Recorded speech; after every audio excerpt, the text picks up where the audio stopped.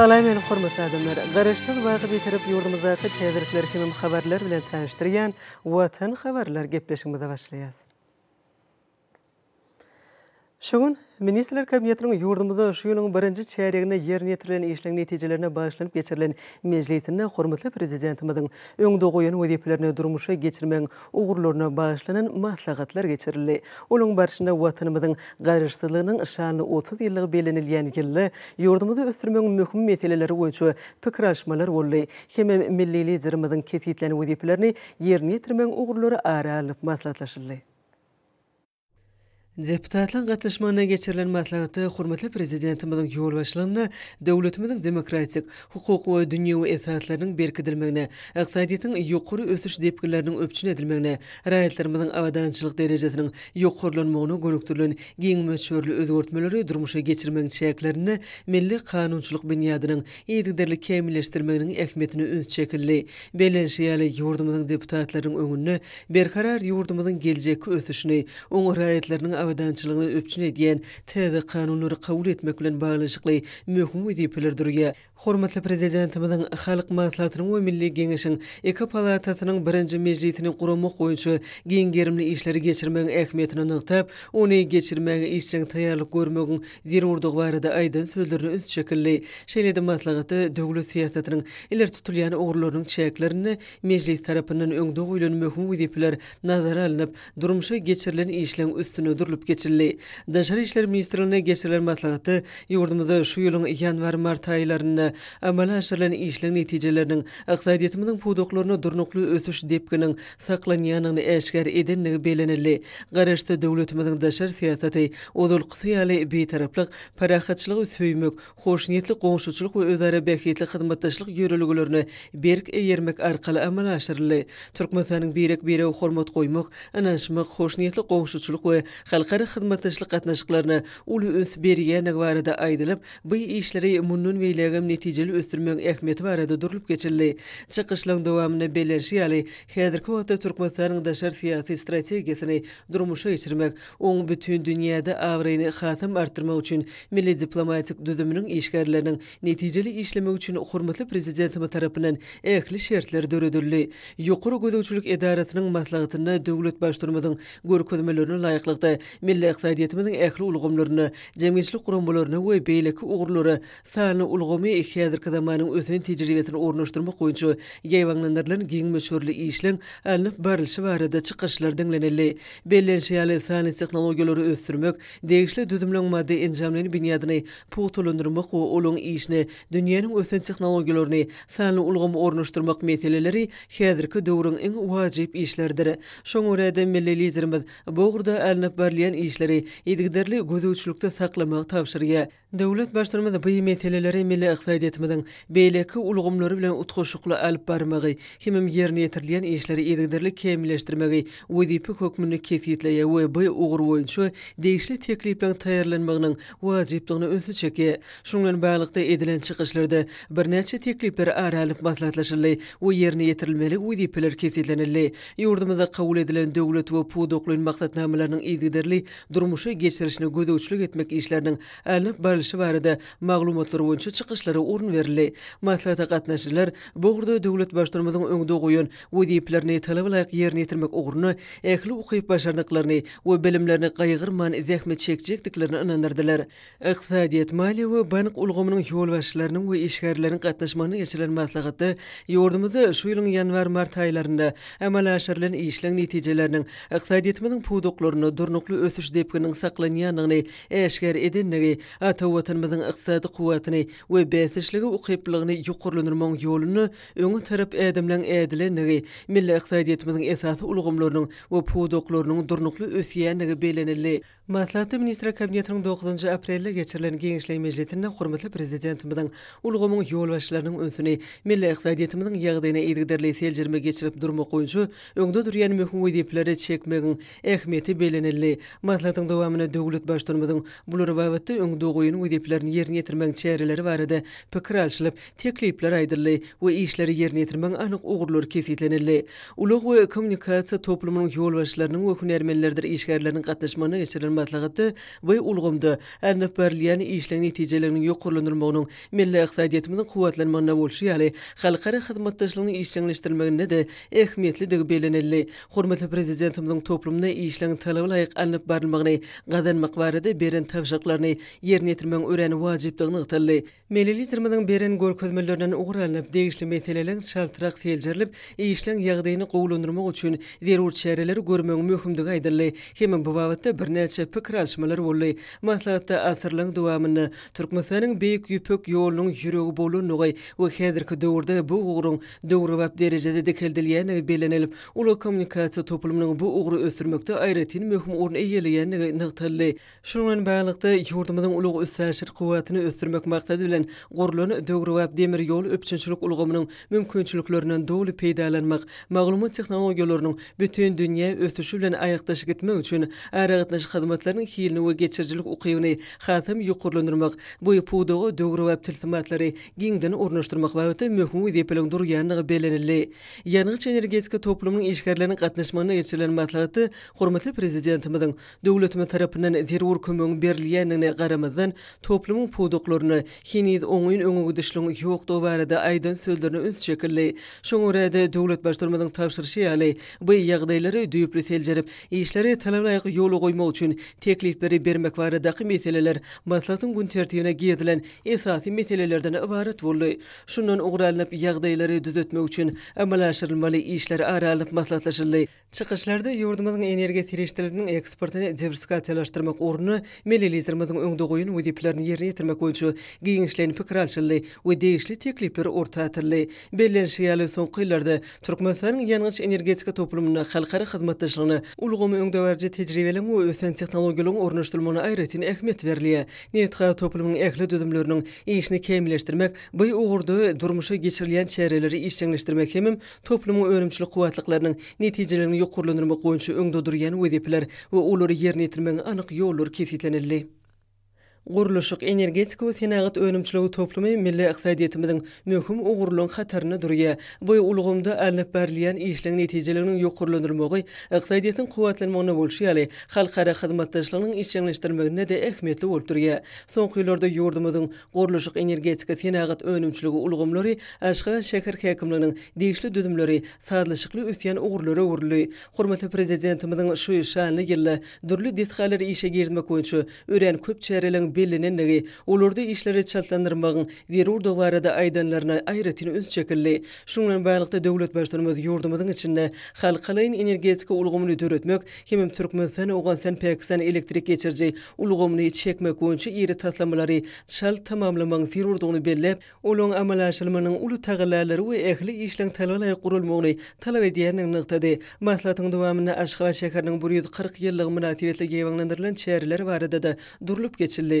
Milli iqtisadiýetimizi we tutuş ýurdumyzy senagatlaşdyrmak boýunça öňde goýulan wezipeleň ýerine ýetirilmegi hormatly prezidentimiziň ýurdumyzyň senagat toplumynyň öňüne goýýan möhüm wezipeleriniň biridir.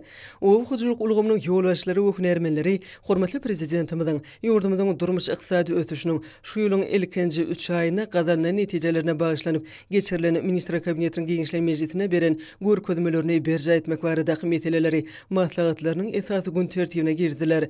O hujulyk pudogyny zähmet öndürjüligini ýokurlandyrmak hem oňmynyň beýlegim durnukly ösürmegini gazanmak maksady bilen o senagat pudogyny elektron dolanýyş ulgamlaryny ornaşdyrmak boýunça alnyp berilýän işleň depkini güýçlendirilmeliler. Hormatly prezidentimiz ýurdumyzy mallarçylygy ösdürmek we mallyň başsanyny artyrmak boýunça da ähli zerur çäreleri görmegi, welaýetlarda ogluk guzy möhüminiň ýokary gurulmaçylyk derejesine geçirilmegini öpçün etmek tapşyrdy. Şeýle-de maslahatyň dowamyna millilizmimiziň ýurdumyzda her ýylyň aprel ayının soňky ýekşenbesine belenýän Türkmen bedewiniň milli bayramyna bagyşlanan dagyralary ýokary gurumçylyk derejesine geçirmek üçin zerur çäreler görmek barada beren anyk görkezmeleriniň ugralyp degişli işleri talabyk alyp barmak üçin wezipeler kesilýänler. Maslahatyň dowamyna ýurdumyzda mewsumlaryň owakyjylyk işleriniň alyp baryşy barada maglumatlarym dinlenildi. Berkarar döwletimiziň bagtyarlyk döwrüne ýurdumyzyň söwda, dokma we hyzmatlar ulgamynyň işi talabyk derejede ýoly goýulýar. Amalaşylýan giň meçhur özgertmeler maksatnamasynda ýurdumyzyň telekeçilerine möhüm orun degişledir. Minister kabinetiniň Gençlik Mejlisinde hormatly prezidentimiz häzirki ýagdaýda söwda ulgamynyň durnukly işlemegini öpçün etmegiň esasy wezipelerini birdigini bellep, her gün emele gelen ýagdaýa baha berip durmagyň möhümdigini, zerur bolanyny durmuşda has gerekli önümlüň, şolsany azyk önümleriň ýeterli gorlaryny döretmek üçin goşmaçy golluk çärelerini görmek wajypdygyny aýtmak bilen bu wagtda anyk tapşyryklar berdi. Milli bu tapşyryklary bilen birlikde maslahatda döwlet başlarymyzyň Senagatçylar we telekeçiler birleşmesine degişli kärhanalaryň işine gözegçilik etmegiň, kiçi, orta we iri telekeçilik kärhanalaryna golluk bermek çärelerini dowam etmegiň zerurdygyny nyktyp, bu çäreleriň ilki bilen telekeçiliň we raýatlyň iş orlugyny höwüslendirmek arkaly iş ýerlerini saklap galmagy, hemem täze iş orunlaryny döretmäge gönükdirmeligi dogrusyna aýdan sözleriniň uly ähmiýeti eýedigi belenildi. Şeýlelikde ýerine ýetirýän işleri ýygdyrly kemilleşdirmek maksady bilen oňa häzirki zamanyň ösen tejribeleri, täzeçil tehnologiýalar, şolsany sany ulgamlary işiň ornaşdyrylmalydyr. Munyň özi häzirki döwrüň esasy talaplarynyň biridir. Bilim, ilim, sağlyk we sport ulgamlarynyň ýol başlarynyň we işgärleriň geçiren maslahatyny gün tertibine girdilen esasy meseleler hormatly prezidentimiziň 9 aprelde şu ýylyň 1-nji çäreginde ýerine ýetirilen işleň jemlerine başlanyp geçirilen Minister kabinetiniň Gençlik Mejlisinde ulgamyň ýol başlaryna beren tapşyryklaryny ýerine ýetirmek üçin amalaşylmaly çäreleri kesgitlemekden ibaret boldy. Maslahatda döwlet başlarymyzyň ulgamyň işgärleriň öňüne goýan bu möhüm talaplarynyň we tapşyryklarynyň ören uly ähmiýeti barada giňişlendirilip geçirildi. Hormatly prezidentimiz dürli keselleriň, aýratynam ýokunç keselleriň öňüne almagyň, olary anyklamagyň we bejermegiň iň häzirki zaman usullaryny ýygdyrly öwrenmegiň hemem ulanmagyň möhümdigini hemişe belleýär. Şu maksat bilen bu gurda netijeli tejribe alşmak üçin daşary ýurtly hyzmatdaşlar bilen asnaşykly gatnaşyklary berkitmek zerurdur. Bu gurda alınıp berilmeli işler boýunça teklipler beýan edildi. Maslahatyň dowamyna häzirki döwürde ýurdumyzyň alan bilim ulgamyna sanly tehnologiýalary ornaşdyrmagy dowam etmegiň, bilimiň hilini we derejesini ýokurlandyrmagyň möhüm talap bolup durýanyny nykdaly. Şeýlede maslahatda sport ulgamynyň ösdürmegini döwlet başlarymyzyň nenensi öns berýäniň nykdaly.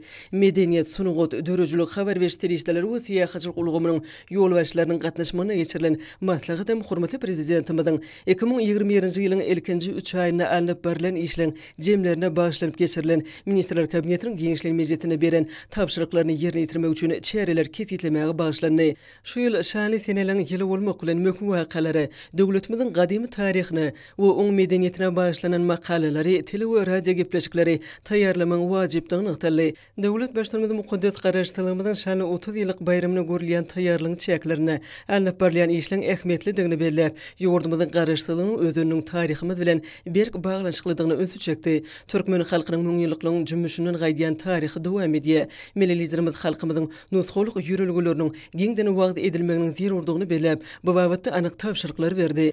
Häzirki döwürde mukaddes garaşdyrlygymyzyň ýyllar içinde ähli ugurlarda halk hojalarynyň dürli podoklaryny ýetilen belen sepetler giňden wagt edilmeliler. Maksatnama bilen çärelerde betarap döwletimiziň dünýä derejesine eýeleýän orny 2021-nji ýylyň halkara parahatçylyk we anaşmak ýyly diýilip yglan edilmegi hemem ýurdumyzyň halkara giňişligine awrynyň ýygdyrly belende galmagy bilen bagly meseleler öz beýan tapmalylar. Maslahatda edilen çykyşlarda milli beren tapşyryklardyr görkezmeleri esasynda şol ugurlarda alınıp berilmeli işler boýunça pikir alşyldy. Hemem şol işleri ýerine ýetirmegiň ýollary maslahatlaşyldy. Belenşýäli medeniýet ulgamynyň edaralaryň işine sanly ulgamyň mümkinçilikleri barha işiň ornaşdyrylýar. Maslahatda edilen çykyşlarda garaşdyr watanymyzyň şanly senelerine meden çäreleri ýokary derejede taýýarlamagy wajypdygyny nykdaly. Bu wakalyň taryhy ähmiýetini açyp görkezýän tele radio gepleşiklerini we metbuat makalalaryny taýýarlamak boýunça teklipler dinlenildi. Çykyş edenler döwlet başlarymyzyň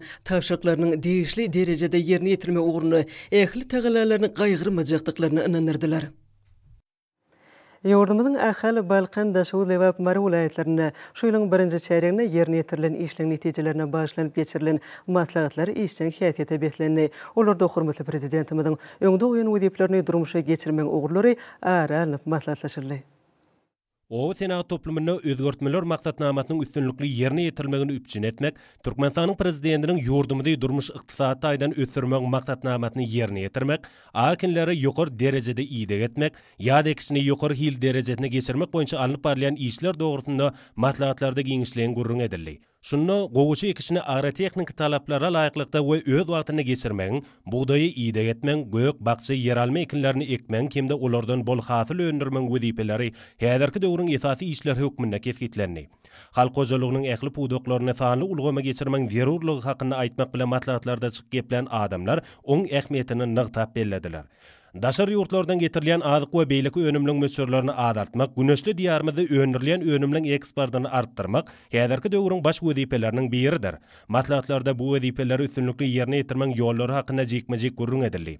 Ekrançylyk meýdanlaryny durmuşa geçirilen işler bilen bir hatarda welaýetliň ilatynyň durmuş üçünçiligi bilen baglanyşykly meselelerin ýygyderli gödekçilikde saklanmalygyna üns çekildi. Maslahatlarda belirlenen maksatnamalaryň berza edilişi dogrusyny aýtmak bilen çykyp geplen adamlar öňde durýan işleri we olary ýerine ýetirmeň ýollaryny takyk etgitlediler. Öňde durýan ähli wezipeleň berza edilmek üçin mümkinçilikleň we şertleň bardygyny bellemek bilen maslahatlara gatnaşanlar berqarar döwletimiziň bagtyarlyk döwrüne hormatly prezidentimiz tarapyndan döredilip berilýän ajaýyp mümkinçiliklere bolan gowunç uýsançlaryny beýan etdiler. Maslahatlaryň dowamyna ilim, bilim, saglyk goruş, sport ulgamlaryny işleň ýagdaýyna da giňişleýin seljerme berildi.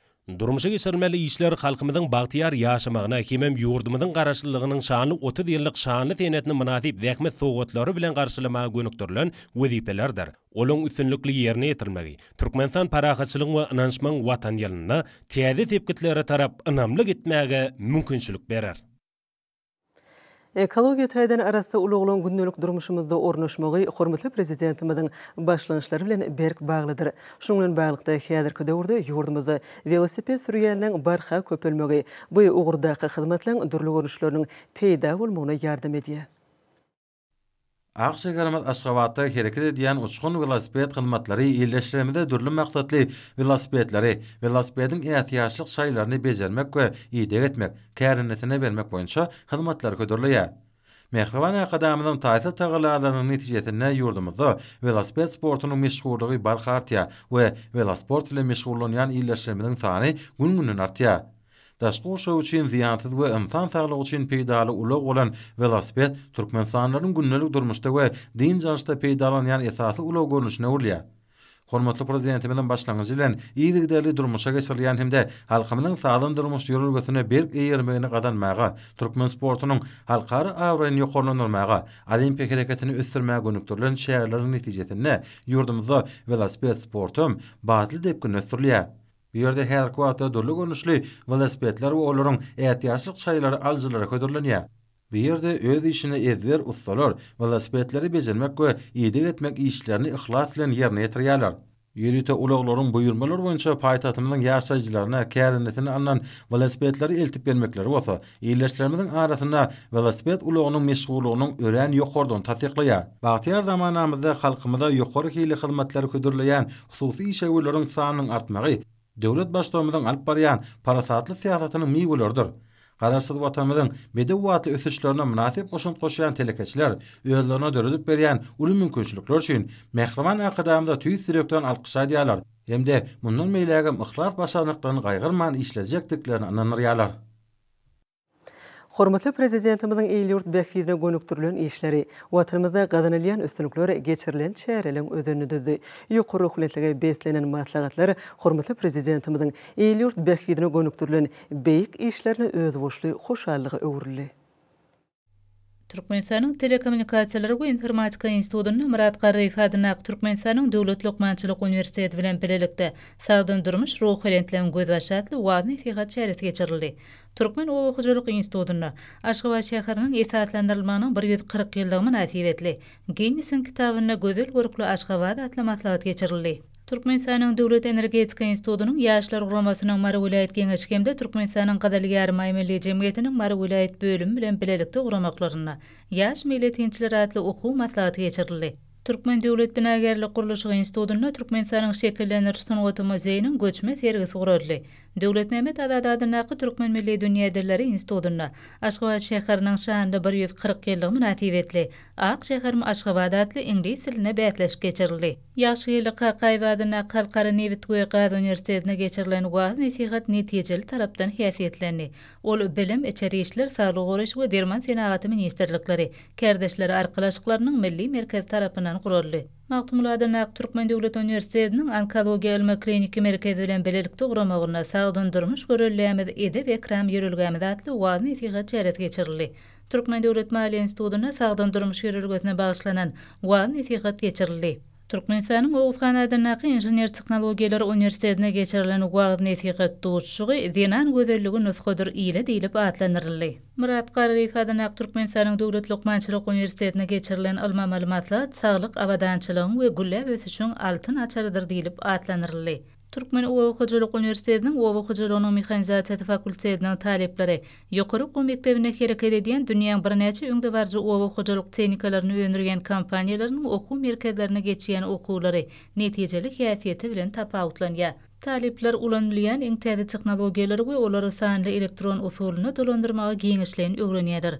Türkmenistanyň Arar Partiýasynyň merkezi ýeňeşiniň, Türkmenistanyň dinanlar birleşiginiň, Uwa hojalyk toplumynyň belelikde geçiren maslahaty, garaşsyzlyk mukaddes baýlyk diýilip atlanyrly. Paýtagtymyzdaky ýürütüleşdirilen Kuştu we Şaşky mektebini Aşgabat şäher saglyk goraş we polisiýa müdürlikleriniň hemde Aşgabat şäher sport we ýaşlar siýasaty baş müdürliginiň guramaklaryna sagdyn jemgyýet kämil nesil atly maslahat geçirildi. Aman Kekil Fadynak Moğolunçylyk mektebine Aşgabat şäheriniň esaslandyrylmanyň 140 ýyllygy münasibetli Türkmenistanyň Ministrler Kabinetiniň ýanyna baş arxiv müdürliginiň guran göçme sergisi ören täsirli boldy. Türkmen Döwlet Iqtisadiýet we Dolanýarşy Institutyna berqar döwletimiziň bagtyarlyk döwründe milli iqtisadiýetimiziň pudoklaryny ýetilen sepetler bilen baglanyşykly maslahat geçirilip, onda çykyşlan uly toplamy diňlenildi. Türkmen Döwlet Beden Terbiýe we Sport Institutyna geçirilen çäre döwrümizden derwayet meseleleri bilen bagly boldy. Şeýle maslahatlar Halkara gatnaşyklary institutyna, Halkara insanperwer ilimler we ötüş üniversitetine geçirildi. Türkmen Döwlet Binagerlik Guruluşy Institutyna ýaşlar guramasynyň merkezi ýeňeşiniň Türkmenistanyň baş prokuraturasynyň bilelikde geçiren çäresi wagt nesihat bilen bagly boldy. Aşgabat şäheriniň 140 ýyllyk münasibetli Aşgabat şäher saglyk goraş müdürliginiň, Aşgabat şäher talipler saglygynyň guramagyna Türkmen Döwlet Medeniýet Institutyna kalbanda joşgunum dille aýdym ak mermerli paýtagtym gözel Aşgabatym atly çäre geçirildi. Türkmenistanyň Senagatçylar we Telekaçylar Partiýasynyň merkezi ýeňeşiniň guramagyna sagdyn ýaşaýyş ömürlere ýaraşy atly maslahat geçirildi. Türkmenistanyň ýokary qadiýeti we wilayet qadiýetleriniň arasynda sanly ulgam arkaly huner usatlygy kämilen kepilatly okuw sapaklary geçirilýär. Sagdyn jemgyýet geljegiň berk binýada atly wagt nesihat çäresini bizmeň etrap häkimligi Türkmenistanyň Gadaly Ýarma Milli Jemgyýeti Magtumuladynaky ýaşlar guramasynyň merkezi ýeňeşi bilen belelikde döredilen meýletençiler topary hemde ýaşlar guramasynyň bizmeň etrap geňeşi belelikde guradylar. Ýurtymyzyň sport we ýaşlar siýasaty ministrliginiň Aşgabat şäheriniň sport we ýaşlar siýasaty baş müdürliginiň geçiren çäresine işin häsiýet mahsus boldy. Ýaşlar guramasynyň bagtyarlygy etrap geňeşiniň içeri işler, sport we ýaşlar siýasaty ministrlikläriniň bagtyarlyk etrap häkimliginiň bagtyarlyk etrap qadiýetiniň belelikde geçiren çäresi parahatçylygyň arzaly ýoly diýilip atlanyrly. Köpetag etrap ýaşlar guramasynyň Gadaly Ýarma Milli Jemgyýetiniň guramagyna maslahat işin häsiýeti beklendi. Murat Garry Fadynak Türkmenistanyň Döwlet Lokmançylyk Üniversitetiniň göz keselleri ilmi kliniki merkezine geçirilen ilmi amaly maslahaty oftalmologiýa ilmini ösdürmekde innowasiýon tehnologiýalary we usullar diýilip atlanyrly. Maýa Kuliýewadynaky Türkmen Milli Konserwatoriýasy şanly garaşdyrylmagyň 30 ýyllygy we Aşgabat şäheriniň döredilmeginiň 140 ýyllygy bayram münasibetli video aragatnaş arkaly onlaýn konsertini geçirdi. Bayramçylyk konsertini ýaşy ýyly Qaýbadynak Halkara Newit Güýgaz, Murat Garry Fadynak Türkmen Döwlet Lokmançylyk Üniversitetleriniň Türkmenistanyň Inженер Tehnik we Uly Kommunikasiýalar, Seýitnazar Seýdadynak Türkmen Döwlet Moğolunçylyk, Türkmenistanyň Döwlet Energetika, Türkmen Uwa Hojalyk institutlarynyň talip ýaşlary video aragatnaş arkaly tomaşa etdiler. Türkmenistanyň döwlet terhit gullugynyň harby bölümlerinde şanly garaşdyrylmagyň 30 ýyllygy, Aşgabatyň esaslandyrylmagyň 140 ýyllygy münasibetli geçirilen çäreler öz bolşulygy bilen tapawutlandy. Berqar watanymyzyň ösüşi, Ak şäherimiz Aşgabatyň wasby ýetirilip edilen çykyşlar maslahatlaryň esasyny dözi. Ahal vilayet polisiya müdürlüğü tarapынан geçirilen wagz nasihat çäreti işin häsiýeti eýe boldy. Ýaşlar guramasynyň Balkyn vilayet Türkmen we şäher geňeşiniň, şäheriň polisiýa bölüminiň, ýol gözegçiligi bölümçetiniň, şäher bilim bölüminiň, Türkmen we şäher gadyetiniň bilelikde guramagyna geçirilen wagz nasihat çäreti işin häsiýeti betlendi. Daşoğlu vilayet gadyetiniň guramagyna geçirilen wagz nasihat çäretinde de çykyşlaryň ençemesi diňlendi. Lebap vilayet we Türkmen we şäher gadyetleriniň guramagyna geçirilen maslahat täsirligi bilen tapawutlandy. Demokratik we Arar partiýalaryň Mar vilayet komitetläriniň kärdeşleri arkalaşyklarynyň vilayet birleşmesiniň ýaşlyk guramasynyň vilayet geňeşiniň bilelikde guramaklaryna maslahat geçirilip, ol iki palataly parlament ulgamy döwlet esaslaryny potulandyrman kepilli ilip atlanyryldy.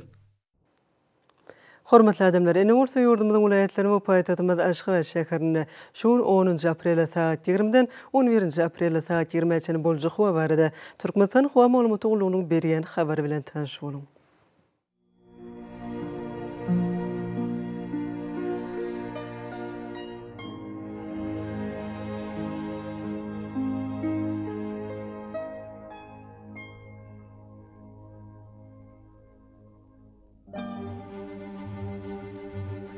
Balkyn vilayetini ötkäpdiren bulutly hawa bolup, bu nordan telesekundy 9-14 metr etýän şemal öser. Hawa gecesine 14-19 gradus, gündüzüne 28-33 gradus maýly bolar.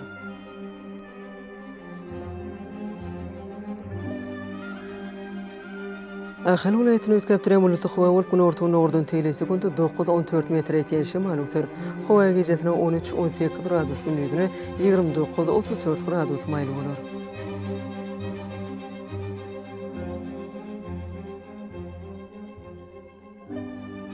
Mar vilayetine azken bulutly hawa bolup, Demiraz nordan telesekundy 8-13 metr etýän şemal öser.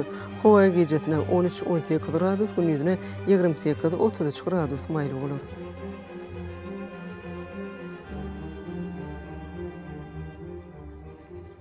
Lebap vilayetine azken bulutly hawa bolup, Demiraz nordan telesekundy 9-14 metr etýän şemal öser. Hawa gecesine 12-17 gradus, gündüzüne 26-31 gradus maýly bolar.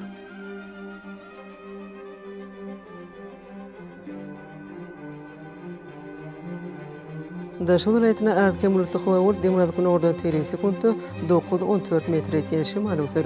Hawa gecesine 12-17 gradus, gündüzüne 22-27 gradus maýly bolar.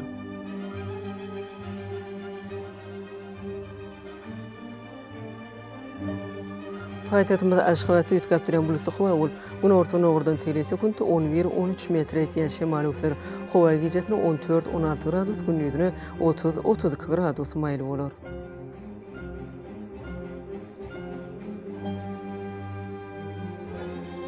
Ýurdumyz boýunça aprel aýynyň 11-ne magnit hadisasynyň gowşak täsirli bolmagyna garaşylýar.